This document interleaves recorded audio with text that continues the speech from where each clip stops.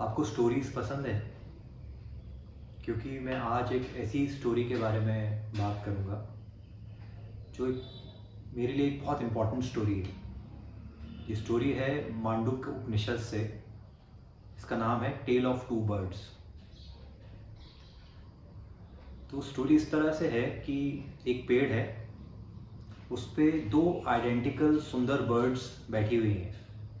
ठीक है, एक बर्ड है जो हायर ब्रांच पे बैठी है और एक है जो नीचे की एक ब्रांच पे बैठी हुई है। जो नीचे की जो बर्ड है, नीचे की जो ब्रांच पे है, वो उचक उचक के उस वृक्ष पे लगे हुए, ट्री पे लगे हुए फ्रूट्स को खा रही है। ठीक है, बेर लगे हुए हैं बेसिकली।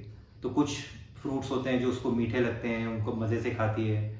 कुछ खट्टे भी होते हैं जिसको थूक देती है। ये आराम से ऐसा चल रहा है उसकी लाइफ में। अचानक एक बिटर फ्रूट या कड़वा फ्रूट उसको मिलता है, उसको खाती है और एकदम उसको शौक सा लगता है। फिर वो ऊपर की तरफ देखती है जहाँ हायर बर्ड बैठी है। देखती है वो हायर बर्ड जो एकदम आराम से बैठी है, कोई फ्रूट नहीं खा रही है, एकदम शांति में बैठी है अपना। उसका अलग ही एक ग्लो है उसके चारों तरफ, इतनी शांति है उसके चारों तरफ। वो उसको देखती है थोड़ी देर, फिर वापस अपने रूटीन में लग जाती है। फिर अपने वही फ्रूट्स खट्टा करना, खाना और उसी रूटीन में लग जाती है। ये सिलसिला ऐसे ही चलता रहता है जब तक वो एक ऐसा फ्रूट नहीं खाती जो एक्सट्रीमली कड़वा होता है, बहुत ज़्यादा कड़वा है, बिटर होता है। जैसी वो खाती है उसको एकदम अंदर से एक शॉक लगता है। मतलब ऐसा उसने ज़िंदगी में कभी ऐसा फ्रूट नहीं खाया था, इतना कड़वा और इतना वाहियात फ्रूट होता है वो।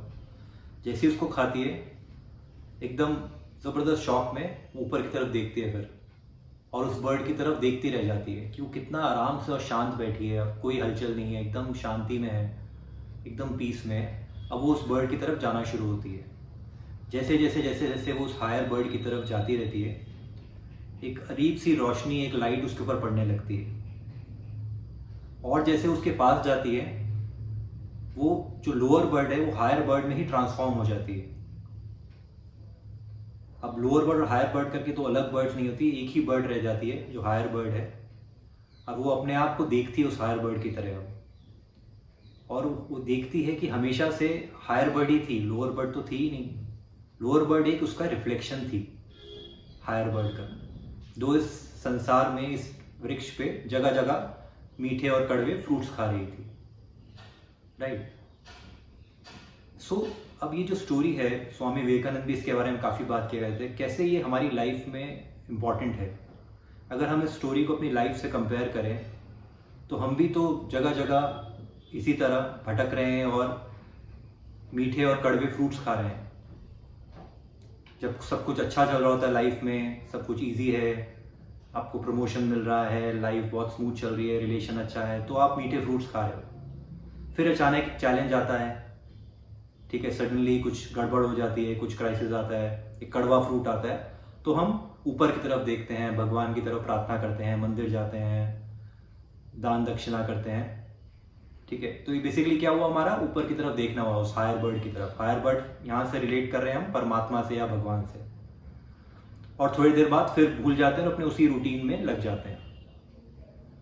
कभी कभी लाइफ में ऐसा होता है, जैसे मेरी लाइफ में हुआ हो, आई एम श्योर आपकी लाइफ में कभी ऐसा हुआ होगा कि ऐसा भी फ्रूट मिला होगा लाइफ में आपको, इतना कड़वा होगा या इतना वाहियात होगा जिसने आपको हिला दिया होगा अंदर से। ऐसी सिचुएशन कभी ना कभी हमारी सबकी लाइफ में आती है या आएगी, हम इससे बच नहीं सकते क्योंकि लाइफ यही है। राइट। जब ऐसी सिचुएशन आती है तो हमारे पास दो ही रास्ते होते हैं, या तो हम एंजाइटी या डिप्रेशन के शिकार हो जाएं, जो ज़्यादातर लोग हो जाते हैं, या फिर हम एक इनवर्ड जर्नी शुरू करें या उसको जानना शुरू करें कि ये सब प्रॉब्लम्स का जड़ क्या है। और ये जर्नी ही जो है, जो लोअर बर्ड ने हायर बर्ड की तरफ ली इस स्टोरी में, कि उसने जानना शुरू करा कि वो हायर बर्ड इतना खुश क्यों है, इतना शांत कैसे है। तो ऐसी है जो हम जानना शुरू करते हैं कि कुछ लोग जो हैं इस लाइफ में या इस दुनिया में इतने शांत और इतना सरल कैसे रह पाते हैं। राइट। ऐसी ही जर्नी मैंने भी शुरू करी कुछ साल पहले। ऐसी ही जर्नी कभी ना कभी आप भी शुरू करोगे या करना चाहिए, जब हम इस बात को जानना चाहेंगे कि कैसे हम इस लाइफ में वो इनर पीस और शांति डेवलप कर सकते हैं, क्योंकि ये चैलेंजेस तो कभी ना कभी सबको ही देखने हैं। राइट। तो अब इसी स्टोरी को या इसी कॉन्सेप्ट को हम एक मेडिटेशन की तरह यूज़ करके देखते हैं। थोड़ी देर के लिए हम कोशिश करते हैं अपने आप को ट्रांसफॉर्म करने की, right. I am sure it will help.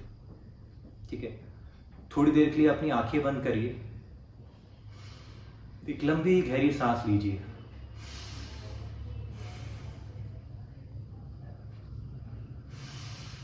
एक बार फिर, और अपने शरीर को एकदम ढीला छोड़ दीजिए।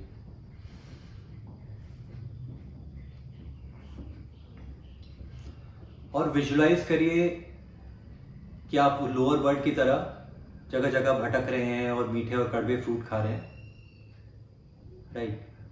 अब वो ऐसा कड़वा फ्रूट आपको मिला है, शायद मिल चुका है या मिलेगा, जिसने आपको एकदम शॉक दिया है या झंझोड़ दिया है। अब आप वो अपनी जर्नी जो है हायर बर्ड की तरफ इनवर्ड जर्नी शुरू कर रहे हैं या ऑलरेडी उस पाथ में हैं। धीरे धीरे अपने आप को उस हायर बर्ड में ट्रांसफॉर्म होते हुए देखिए। फील करिए आप वो हायर बर्ड या वो हायर सेल्फ अपनी उसमें बनते जा रहे हैं। आप अपने आप को ट्रांसफॉर्म होते हुए देखिए।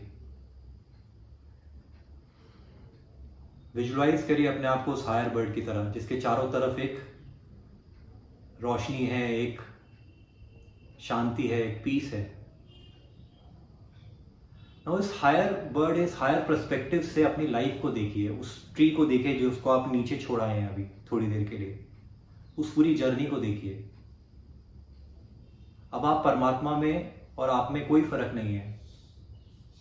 आप उस परमात्मा की नजर से अपनी लाइफ को देखिए। जो भी लाइफ अभी तक आपने जी है, आपने चाइल्डहुड देखा, अपना बचपन देखा, उसके चैलेंजेस देखे, ठीक है, बचपन आया, बचपन गया, आप तो अभी भी हैं। आप इसको एक स्टोरी की तरह देखिए। फिर स्कूल डेज आए, कॉलेज डेज आए, उसके चैलेंजेस आए, उसके आपने खट्टे मीठे फ्रूट्स खाए, उसको भी एक स्टोरी की तरह देखिए, हायर पर्सपेक्टिव से, हायर बर्ड की तरह। फिर आपने एडल्टहुड देखा, उसके खट्टे मीठे फ्रूट्स खा रहे हैं आप, उसको भी हायर पर्सपेक्टिव से देखिए, हायर बर्ड की नजर से देखिए। कॉलेज डेज गए, आप तो अभी भी हैं। ऐसी एडल्टहुड है, ओल्ड एज है, वो भी आएगा जाएगा, आप तो हमेशा रहेंगे। वो हायर बर्ड हमेशा रहती है, परमात्मा हमेशा रहता है। धीरे धीरे धीरे धीरे इन सब चीजों से दूर हटते जाइए और अपनी पूरी लाइफ को एक मूवी की तरह, एक ड्रामा की तरह देखिए। ये सब हो रहा है, चल रहा है, और आप इसको देख रहे हैं डिटैच होके।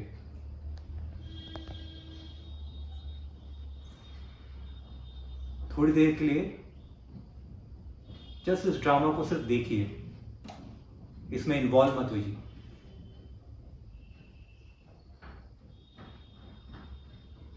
जैसे ही आप इन सब चीजों से थोड़ी देर के लिए डिटैच हो जाते हैं, वो हायर पर्सपेक्टिव ले लेते हैं लाइफ में, तो आपको ये सब चीजें बहुत छोटी लगने लगती हैं, जो आती जाती रहती है, बट आप हमेशा रहते हैं।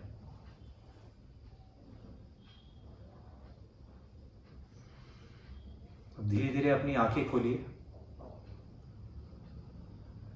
और इस बात को थोड़ा और गहराई से समझिए कि जैसे एक सूरज है, उसकी किरणें हैं, ठीक है, हम भी उस परमात्मा की किरणों की तरह ही हैं। तो इन द एंड सूरज की किरणें भी परमात्मा ही है। जैसे समुद्र है, उसकी लहरें हैं, लहरों में भी समुद्र ही है। इस तरह हम भी परमात्मा या भगवान के अंश ही हैं। तो अगर हम उस एंगल से या उस पॉइंट ऑफ व्यू से लाइफ को देखते हैं, तो ये सब एक ड्रामा ही नजर आता है,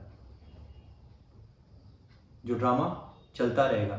अगर हम इसको ड्रामा को एक एक्टर की तरह या एक रोल की तरह प्ले करें और अपने आप को उस हायर सेल्फ से अटैच रखें ज़्यादा से ज़्यादा, या हायर सेल्फ की नज़र से ही देखें और इस रोल को सिर्फ प्ले करें, ठीक है, इसमें सुख दुख, हंसी खुशी, एक्शन सब चलता रहेगा, एक मूवी चल रही है, बट आप उसको बाहर से देख रहे हैं, उससे अटैच नहीं हो रहे हैं, ठीक है। आप फादर का रोल प्ले कर रहे हैं, मदर का रोल प्ले कर रहे हैं, भाई का, बहन का, जॉब में कोई भी रोल आप प्ले कर रहे हैं, एक रोल प्ले कर रहे हैं, उससे ज़्यादा कुछ नहीं। अगर आप इसको इस नज़र से देखेंगे, उस हायर सेल्फ से अटैच होके या उस ट्रांसफॉर्म होके, तो ये सब प्रॉब्लम बहुत छोटी नज़र आएगी। अब मैं आपको एक रियल लाइफ स्टोरी शेयर करूंगा इस वीडियो को एंड करने से पहले, जिसने एक्चुअली मुझे रियलाइजेशन दिया कि कैसे इस तरह की लाइफ लोग जी रहे हैं। मेरे एक क्लोज फ्रेंड है, उसकी एक छोटी सी बेटी है जिसने 3 साल की उम्र में उसको ब्लड कैंसर डायग्नोज हुआ। उसके गले में स्वेलिंग आई, तो पेरेंट्स को लगा कि नॉर्मल है, डॉक्टर को दिखाया तो डॉक्टर ने भी शुरू में एंटीबायोटिक दिया, बट कोई फ़ायदा नहीं हुआ। फिर उन्होंने टेस्ट कराए एम्स में, तो पता चला कि उसको ब्लड कैंसर है 3 साल की उम्र में। अब वो बहुत परेशान हुए शुरू में, मेरे पास उनका कोई कांटेक्ट नहीं था। 1-2 साल बाद जब वो मुझे मिले इस सिचुएशन से लड़ते हुए, तो मैंने उनसे पूछा कि आप कैसे इसको कोप अप कर पाए। तो उन्होंने मुझे बहुत अच्छी बात बताई कि शुरू में तो हम बहुत रेजिस्ट कर रहे थे इस सिचुएशन को, पर जब एक टाइम हुआ जब हमने इसको एक्सेप्ट किया, महीने 2 महीने 3 महीने बाद, और इसको एक्सेप्ट किया कि ये ठीक है, यही अगर परमात्मा की मर्जी है तो यही सही, हमें उन्होंने एक रोल दिया है प्ले करने के, तो हम उसको प्ले करेंगे और जैसे हो सकता है इस बच्ची की मदद करेंगे। तो उन्हें एक इनर पीस मिला, एक शांति मिली, और उन्होंने इस ट्रीटमेंट और इस प्रोसेस को बच्चे के साथ फॉलो किया।